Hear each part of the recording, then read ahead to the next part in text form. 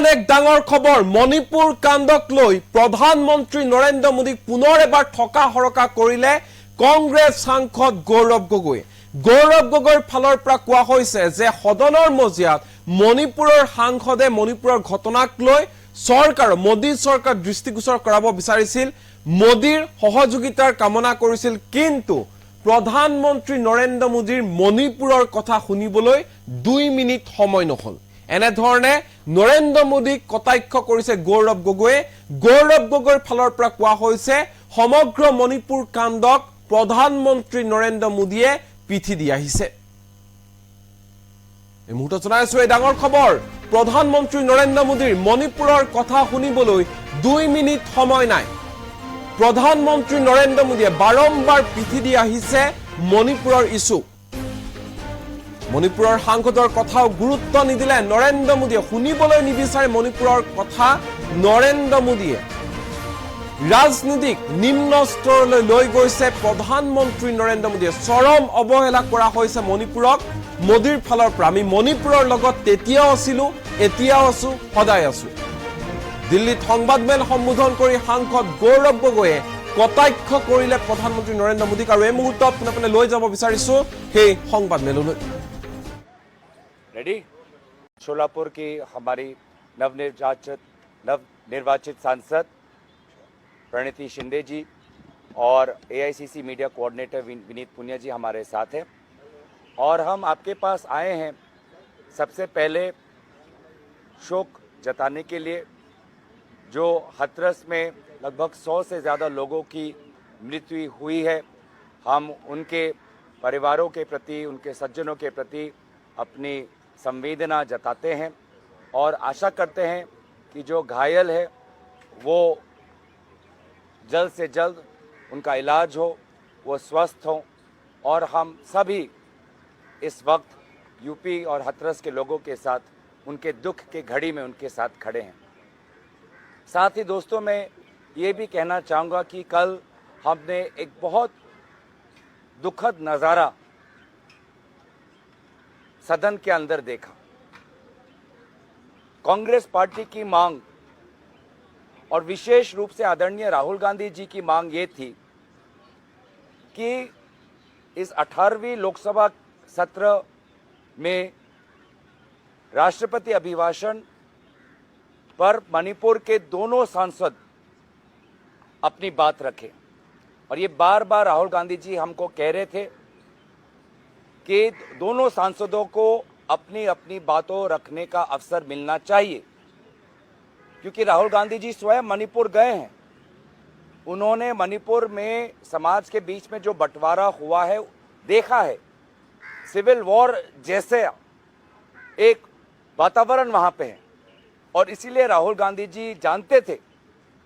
कि अगर हमने एक पक्ष को आवाज़ रखने का अवसर दिया और दूसरे पक्ष को आवाज़ रखने का अवसर नहीं दिया तो बहुत गलत संदेश सदन से मणिपुर के लोगों को जाता है ये बात राहुल गांधी जी बहुत खूबी से जानते थे और इसीलिए हमारे पहले जो सांसद है मणिपुर के उन्होंने पहले दिन पर अपनी बात रखी जो शहरी इलाके से आते हैं इनर मणिपुर से आते हैं इम्फाल से आते हैं और कल हम चाहते थे जो हमारी पहाड़ी क्षेत्र जो है मणिपुर का आउटर मणिपुर के जो सांसद है अल्फ्रेड वो अपनी बात रखे लेकिन अफसोस कि जहां पर हमारी संवेदना मणिपुर के साथ है प्रधानमंत्री मोदी जी अपने सामने मणिपुर की व्यथा नहीं सुनना चाहते थे हमारी मांग स्पष्ट थी कि हमें पता है कि प्रधानमंत्री मोदी जी को 4 बजे आना है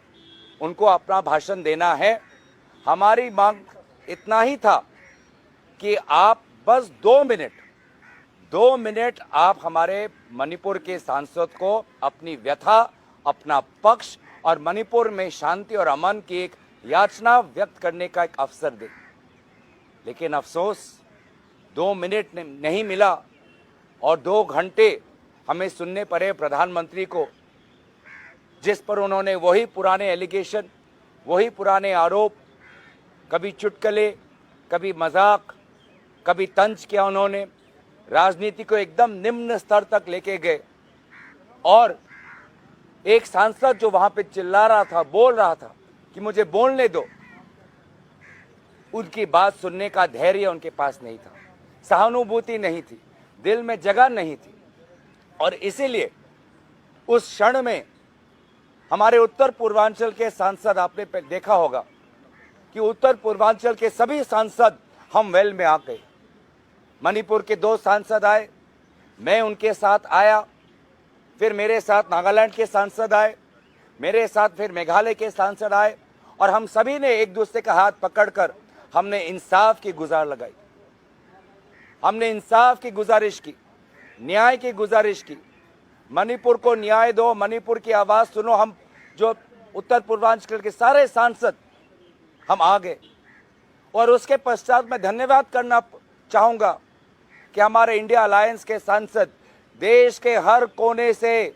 उत्तर से लेके पश्चिम तक, पश्चिम से लेके दक्षिण तक, देश के हर कोने का इंडिया अलायंस का सांसद उत्तर पूर्वांचल के सांसदों के समर्थन में सब हम वेल में आके हम सभी ने नारा लगाया, मणिपुर भारत का एक हिस्सा है, मणिपुर में आज आग लगी हुई है, मणिपुर को न्याय दो, मणिपुर को इंसाफ दो।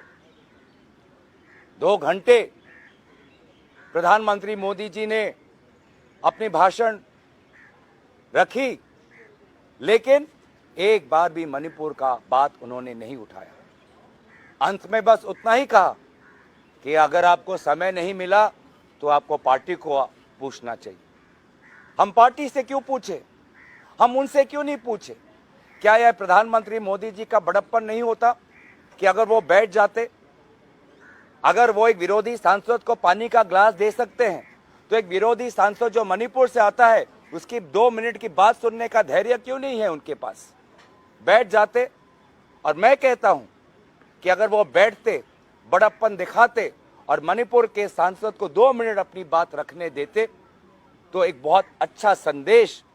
प्रधानमंत्री की तरफ से आज